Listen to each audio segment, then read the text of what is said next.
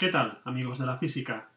En este problema de termodinámica vamos a trabajar con los conceptos fundamentales de calor, trabajo y energía interna y su relación a partir del primer principio de la termodinámica.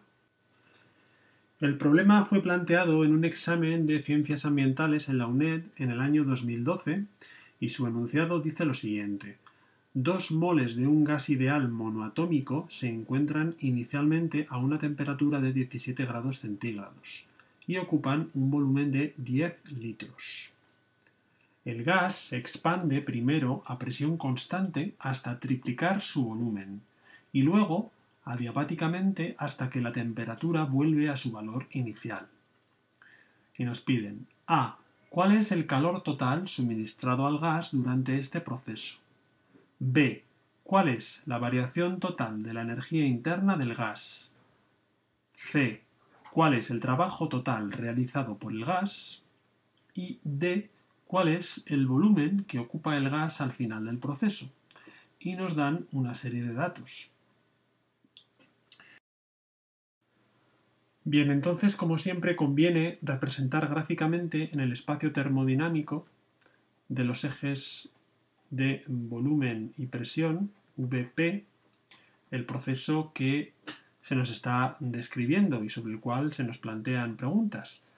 De forma que inicialmente partimos de un estado, vamos a llamar el estado 0, para el cual el volumen es V sub 0, que nos dicen que vale 10 litros, y la presión es P sub 0, y se nos dice que a partir de este estado inicial se realiza una expansión hasta que el volumen pasa a ser 3 veces el volumen inicial, es decir, pasa hasta un punto de volumen V sub 1 que es igual a 3 veces V sub 0, y esto se hace mediante un proceso a presión constante, es decir, un proceso isobárico.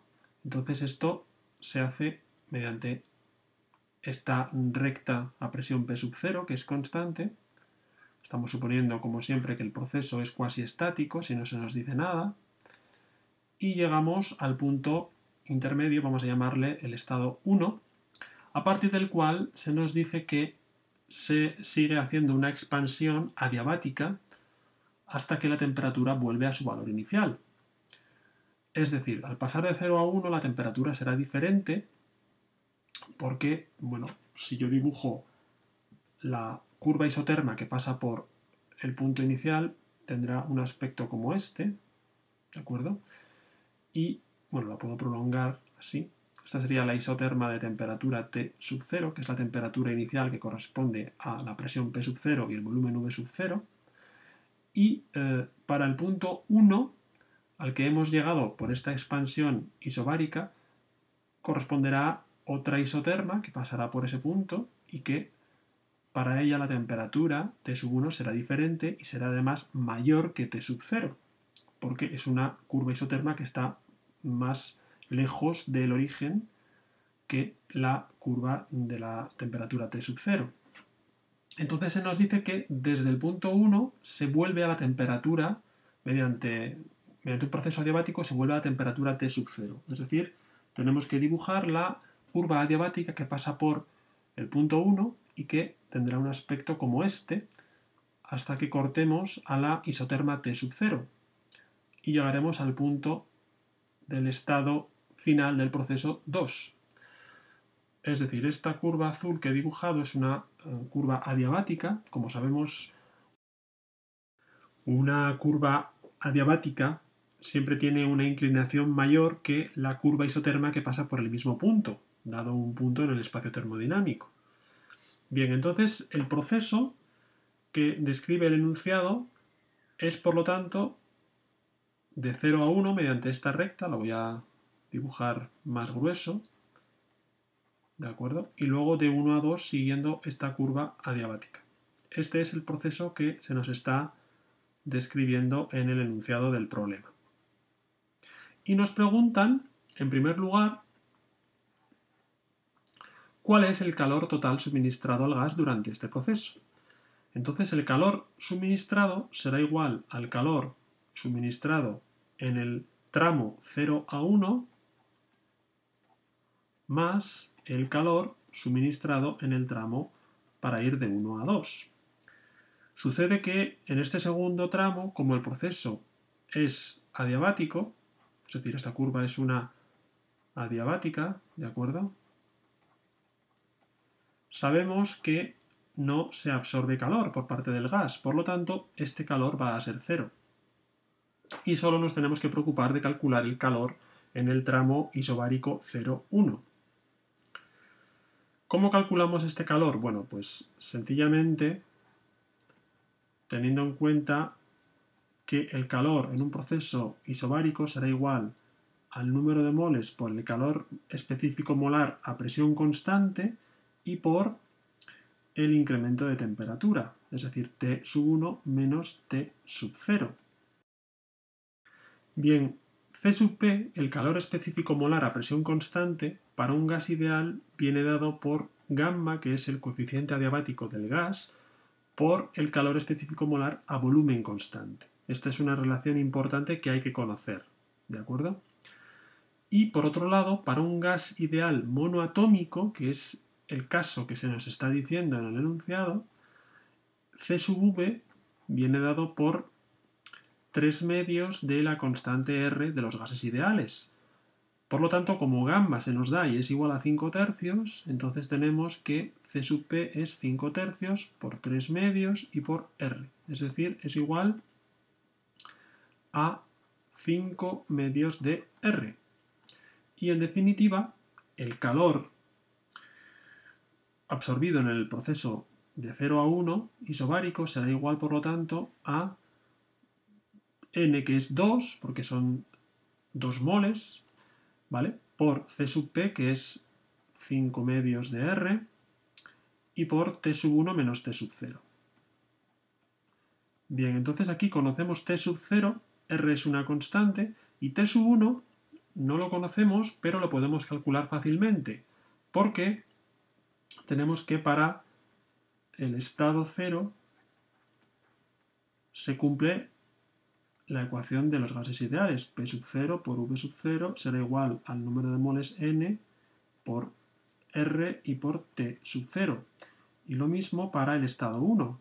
En el estado 1, en el cual la presión sigue siendo P sub 0, el producto de la presión por el volumen en el estado 1, P sub 0 por V sub 1, será igual al número de moles por R y por la temperatura en el estado 1. Temperatura absoluta en ambos casos. Con lo cual, dividiendo una ecuación entre la otra, lo que obtenemos es la relación entre V sub 0 y V sub 1 es igual a la relación entre T sub 0 y T sub 1. Eso quiere decir que si V sub 1 es 3 veces V sub 0, entonces también resulta que T sub 1 será igual a 3 veces T sub 0. Por lo tanto, volviendo a esta expresión, podemos calcular este calor como 5 veces por R y por, aquí sería T sub 1 es 3T sub 0, por lo tanto el paréntesis es igual a 2 veces T sub 0. Es decir, esto es igual, voy a continuar debajo, esto es igual a 10 veces la constante R y por T sub 0. Bien, y esto calculando es igual a 10 veces por, vamos a expresar R en julios por mol y grado Kelvin, 8,31, y T sub 0, atención, en grados Kelvin. Normalmente en estos enunciados siempre se nos da la temperatura en grados centígrados y es importante acordarse de pasarlo a grados Kelvin. Es simplemente sumarle 273,15 a la temperatura en grados centígrados. ¿De acuerdo? Bien, y entonces esto es igual, operando, a 24.111,5 julios. Por lo tanto, este es el calor transferido al pasar del estado 0 al estado 1, según esta isobara, y como hemos dicho que ese es el único calor que se absorbe, esta es la respuesta al apartado A. 24.111,5 julios.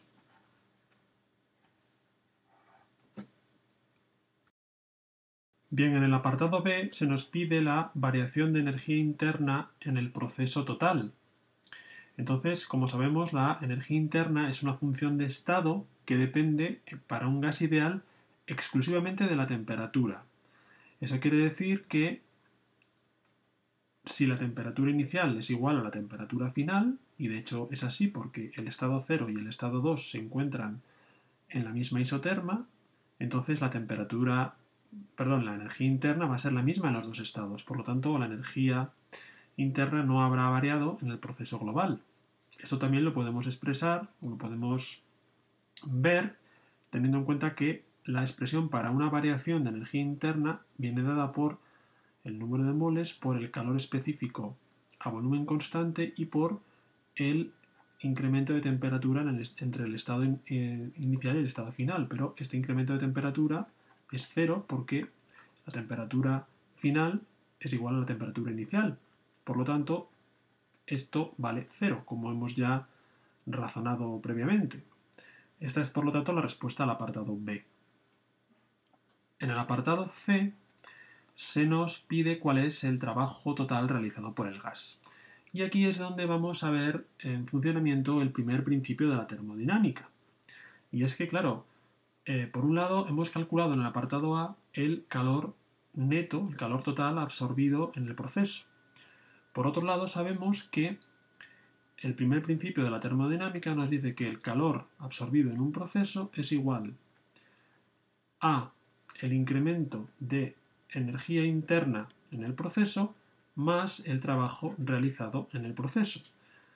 Hemos visto en el apartado B que el incremento de energía interna es cero y por lo tanto tenemos que el trabajo realizado en el proceso es igual al calor absorbido. Es decir, el trabajo realizado que nos piden será igual al calor absorbido que hemos calculado en el apartado A y que es igual, por lo tanto, a 24.111,5 julios.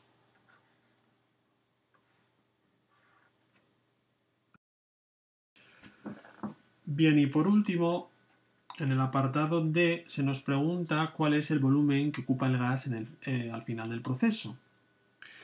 Entonces, para saber cuál es este volumen, que vamos a llamar V sub 2, ¿de acuerdo? Vamos a utilizar la relación entre presión y volumen para un proceso adiabático, como es el proceso que va del estado 1 al estado 2. Entonces, para un proceso adiabático, en el cual no se absorbe calor, sabemos que se verifica que el producto de la presión por el volumen elevado al coeficiente adiabático del gas es una constante.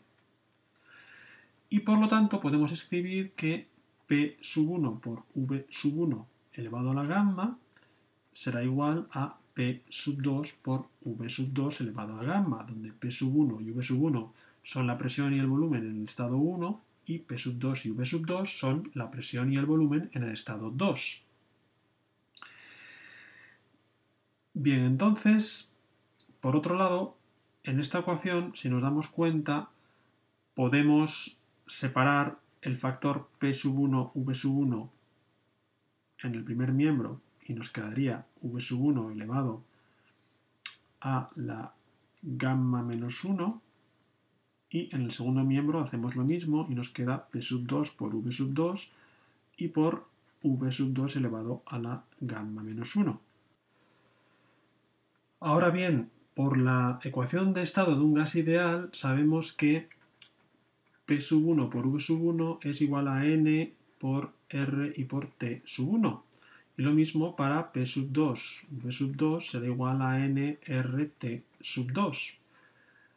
Es decir, el factor que multiplica a V sub 1 elevado a la gamma menos 1 depende solo de la temperatura T sub 1, que por otro lado sabemos que es 3T sub 0. Entonces aquí ponemos 3 veces N R T sub 0.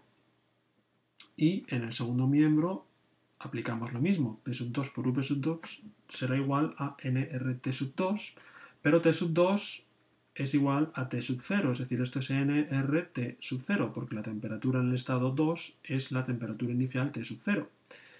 Por lo tanto, aquí escribimos